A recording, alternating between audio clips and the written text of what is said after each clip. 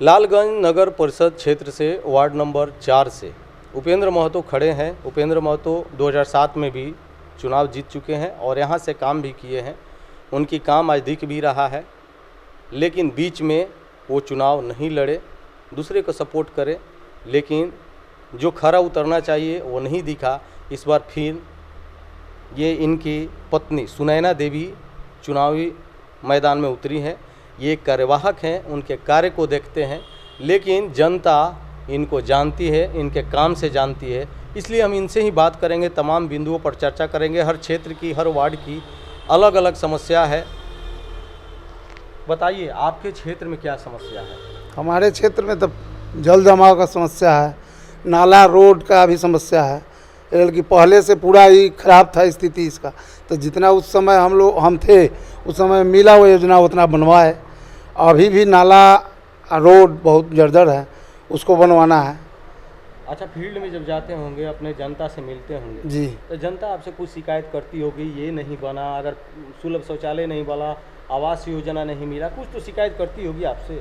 हम थे जिस समय आवास योजना का कम पहला लौट अवे किया था, इसलिए उस समय जितना मिला उतना हम जनता को दिए। अगर हम बात करें तो पिछले बार का बात करें तो पिछले बार दूसरा थे, काम हुआ है। काम वही आवास योजना तो अति जो चाहिए वो नहीं हुआ नहीं हुआ है। अच्छा, ये बताइए कि अगर जनता आपको चुनाव में जब उतारी है, अगर जिताती है आपको जी, तो उस जनता के लिए आपका पहला काम क्या होगा, जिस पर सबसे पहले काम करना चाहेंगे?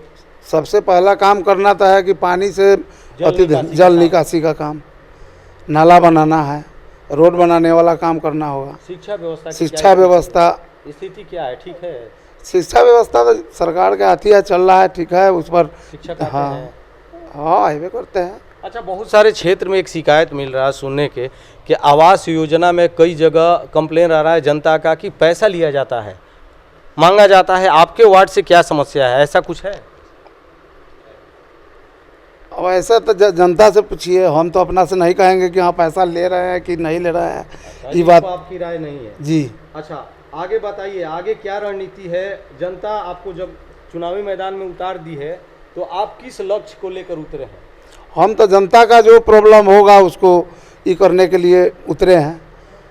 जनता के साथ साथ रहेंगे, खरा उतरेंगे, कोई काम होगा उसके साथ रहेंगे। लोग के जनता मालिक है। अच्छा, बहुत सारे प्रत्याशी है आपके वार्ड से खड़े हैं जी। क्या आपको लग रहा है आप किस जगह अपने आप को देख रहे हैं?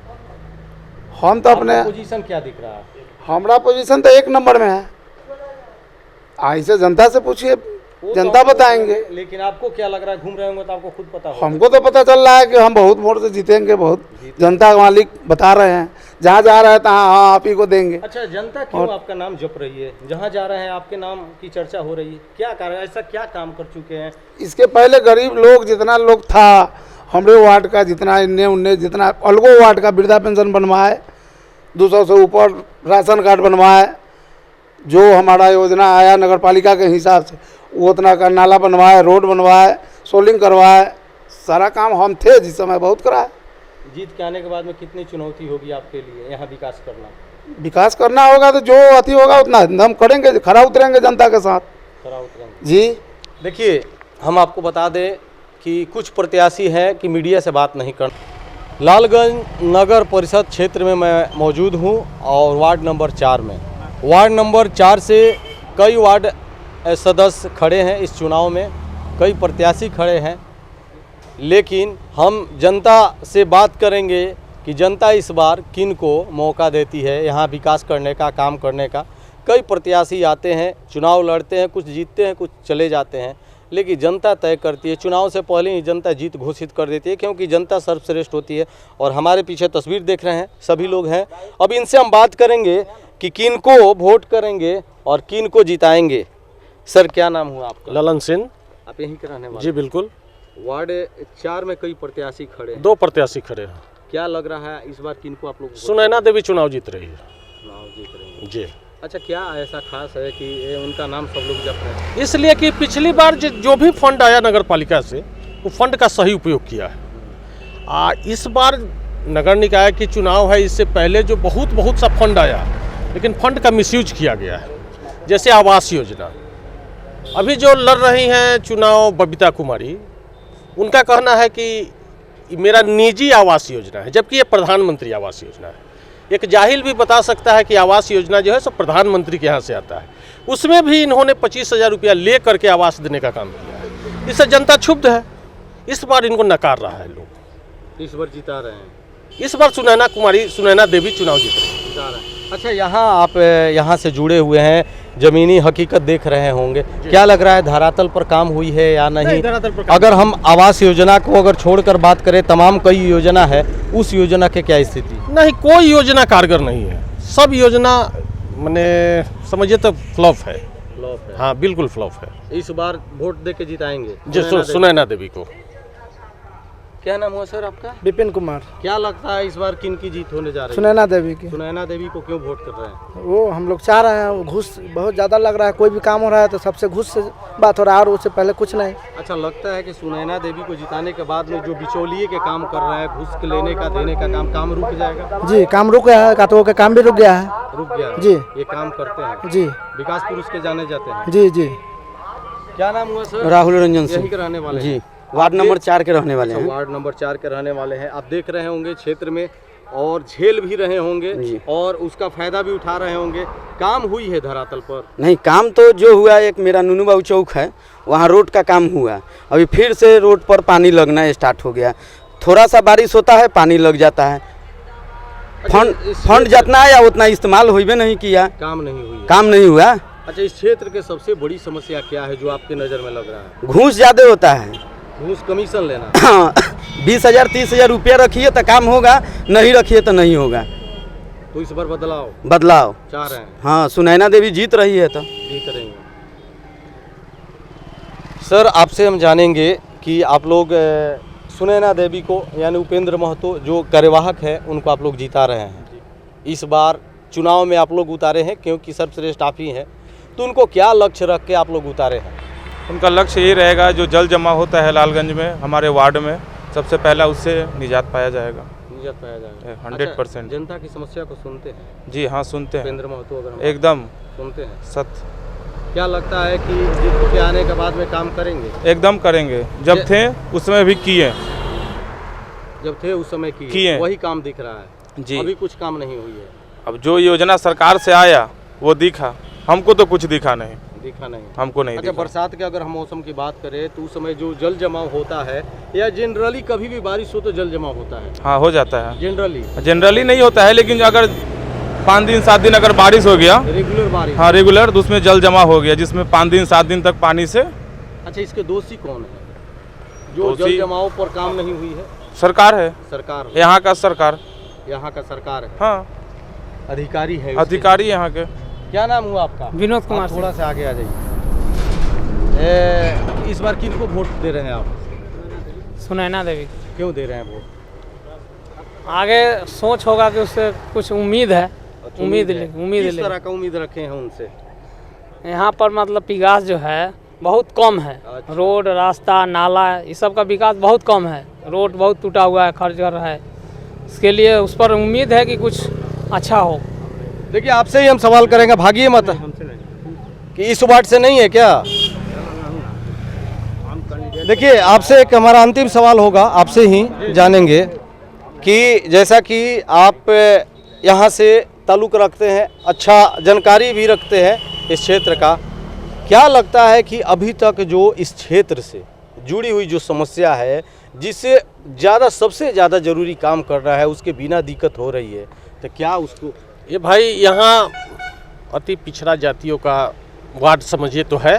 ज़्यादा लोग कहार, कोयरी, कुशवाहा वगैरह शर्मा उर्मा लोग हैं।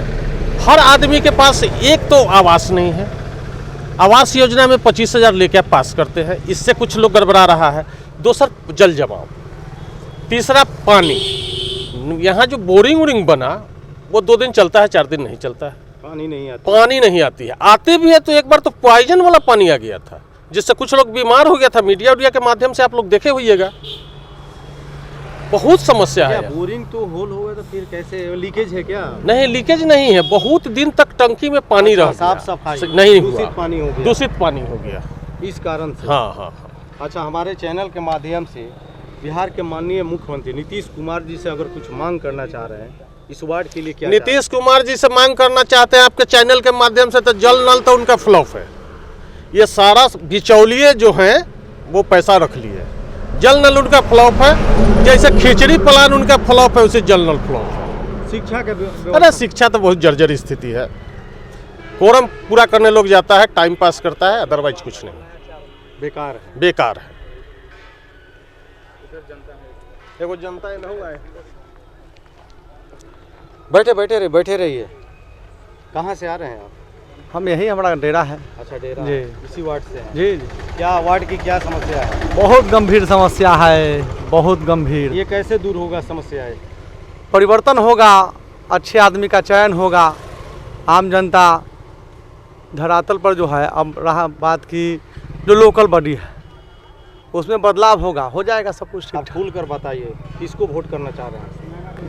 सुनैना देवी को, दूसरे की सुनैना देवी जी को वोट करना चाह रहे हैं। हाँ। आपको लग रहा है कि आने के बाद में समस्या दूर होगी? एकदम हो जाएगा।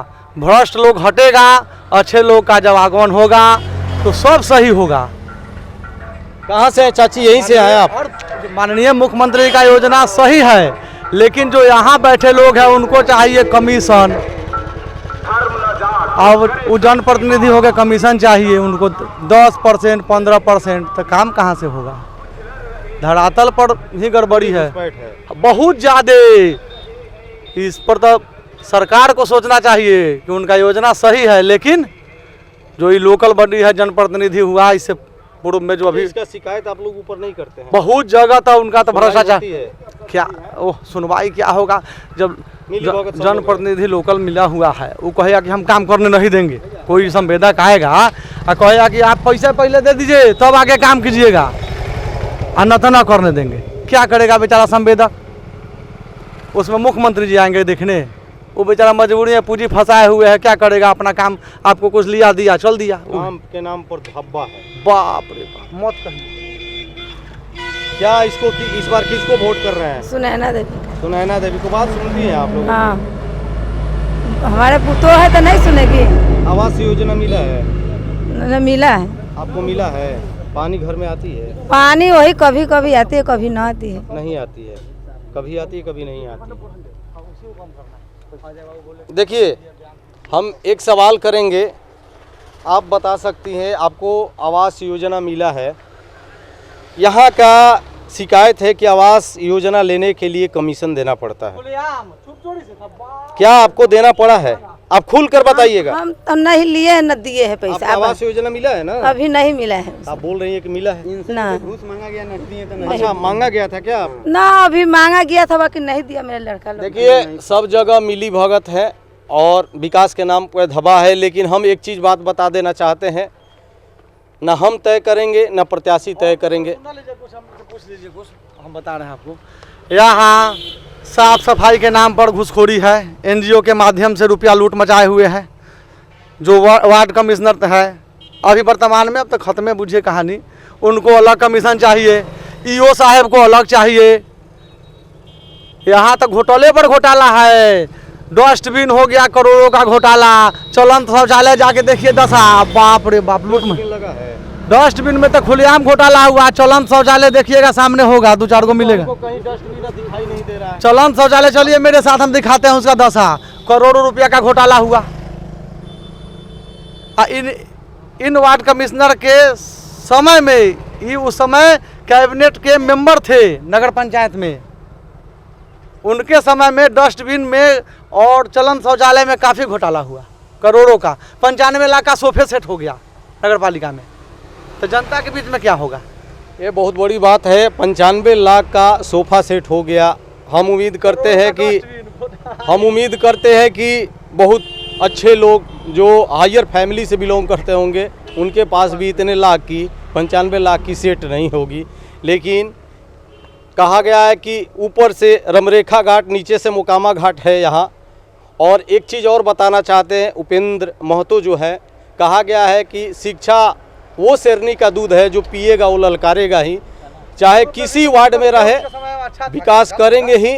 और यहाँ के जो जनता है ये तय कर दी है कि इस बार कौन जीत रहे हैं। आप तस्वीर में भी देख रहे होंगे, ये हम नहीं यहाँ की जनता से बात कर रहे हैं, ये मेन रोड है। मेन रोड पे ही आज जनता से हमारी मुलाकात हो गई और हम बात करने लगे कि क्या इस बार किधर रुझान है, किसको वोट कर रहे हैं। तो नाम आया विकास पुरुष, ऐसे तो खड़ा है, जो खड़ी हैं सुनैना देवी और उनके एक कार्यवाहक जो है उपेंद्र महतो है। उपेंद्र महतो अपने काम के बदौलत जाने जाते हैं, अपने नाम के बदौलत नहीं जाने जाते हैं। लेकिन इस बार जनता ने फिर दृढ़ संकल्प ले लिया है कि इस बार फिर जिताएंगे और वार्ड नंबर 4 के जीत को सुनिश्चित कर देंगे। करना चाहते हैं, वो बात करने में विश्वास नहीं रखते, काम करने में विश्वास रखते हैं। वैसे ही प्रत्याशी है उपेंद्र महतो, ये बात कम काम ज़्यादा करना चाहते हैं। आप देख रहे होंगे ज़्यादा कुछ नहीं बोलना चाह रहे हैं, क्योंकि अब इनके क्षेत्र में जब भी आप आएंगे, इनके वार्ड में घूमेंगे तो इनका काम दिखेगा और उसी में विश्वास रखते हैं। ऐसे जो विकास पुरुष होते हैं, महापुरुष होते हैं, ये काम में ही विश्वास करते हैं और अपने वार्ड को आदर्श के रूप में देखना चाहते हैं। लेकिन सबसे सर्वश्रेष्ठ जनता है, जनता तय करेगी कि कौन यहाँ से प्रत्याशी होंगे और किन के हाथ में बागडोर देगी, ये तो आने वाला वक्त तय करेगा। लेकिन मैं आपको बता दूं यहाँ के जनता से कि जो भी आपके अच्छे प्रतिनिधि हैं, जो आपके काम को विकास को दिखाए हैं, विकास को किए हैं और विकास के रास्ते पर चलते हैं, आपके समाज के नेता हैं, आपके समाज के बेटा हो, उन पर विश्वास जताना चाहिए, मौका देना चाहिए। क्योंकि जब भी आपके क्षेत्र में, आपके वार्ड में अच्छे प्रतिनिधि आएंगे तभी विकास होगा। विकास और वोट एक दूसरे से जुड़ा हुआ है। जब तक अच्छे प्रतिनिधि का वोट नहीं होगा, विकास असंभव होगा। लेकिन जैसे ही आप अच्छे प्रत्याशी को वोट करके उतारेंगे और जीत दिलाएंगे, विकास और एक आदर्श के रूप में आपका वार्ड दिखेगा। तो ऐसे तमाम खबरें देखने के लिए आप देखते रहें लाइव बिहार न्यूज़।